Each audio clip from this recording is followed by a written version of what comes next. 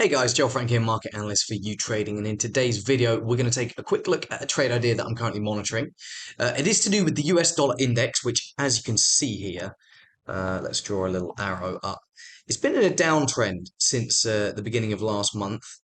Why has that been the case? Well, the major reason really is if you look at US yields, we've seen this big collapse in US yields, more so in the US than what we've seen in other nations like obviously Japan and the Eurozone as well. So there's been this closing of the dollars or a reduction of the dollar's yield advantage over other currencies like the euro, the pound, the yen, and that is weighing quite heavily on the dollar. It has been weighing quite heavily on the dollar.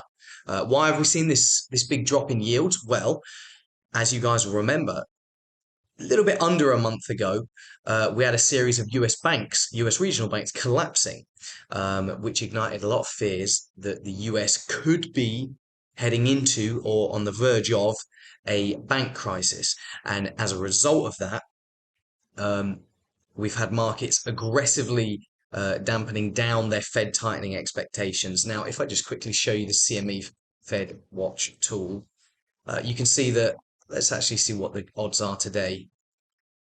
Um, yeah, market's only pricing in around a 45% chance that the Fed is going to do one more rate hike.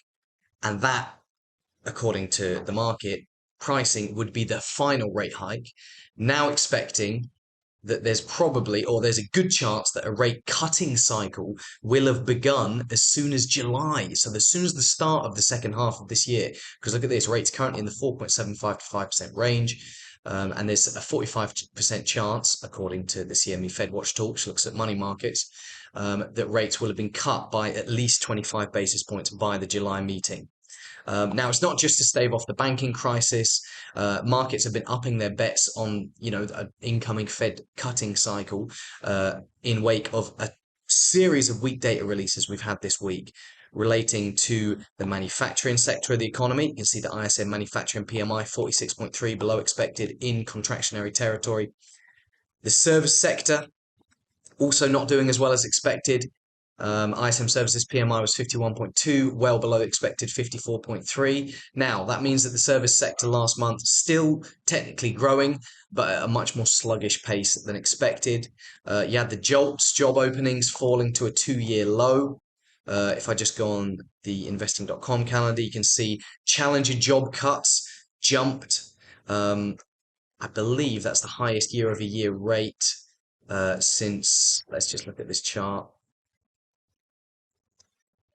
Or what was it? Maybe it was the highest number of job cuts since in a couple of years. Oh no, it isn't actually. Although, yeah, I think this is what it was. Looking at the number of job cuts over the first quarter in its entirety, that was the highest going all the way back to, I believe, 2020.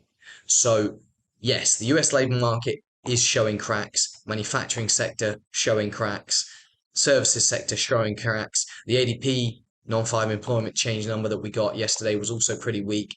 All eyes now on the official jobs data out on Friday. But if this week's data trend is to continue, then you'd expect that data could probably surprise to the downside. Now, this week data has obviously been upping bets that the US is going to enter a recession later this year. Why are we seeing this US data turning for the worse? Well, it's the lagged effect of all the Fed tightening that only began just over a year ago. Literally, last March, interest rates in the US were still at zero. They're now at nearly 5%. So the lag with monetary policy is usually 12 to 18 months. So we're finally really starting to feel the effect of that monetary policy tightening.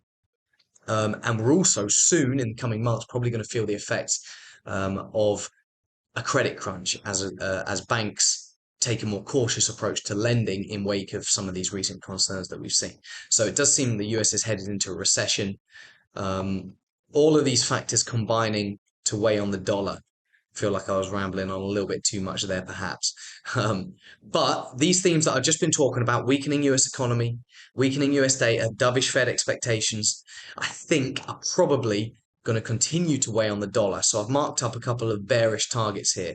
The first one, I think we're going to hit the annual lows just below 101. I think we're probably going to break below that, below 100, and hit this resistance turn support area around 95. And then, in the coming months, we could even potentially drop as low as 97.50 for the DXY. Continuation pretty much of this trend. Now, this is sort of the trend channel that you want to be watching at the moment. Quite a nice trend channel, actually. And in the meantime, I think a lot of people, if the dollar rallies, say, back to 102.50 or gets to the upper part of this trend line once again, a lot of people might be looking to add to short positions in that area. So yeah, pretty much a short dollar trade idea, dollar to fall below 100, and potentially go as low as 97.50 in the coming weeks and months. Hope you all have found this video enjoyable, guys. Hope you all found it informative, and I will see you all in the next one.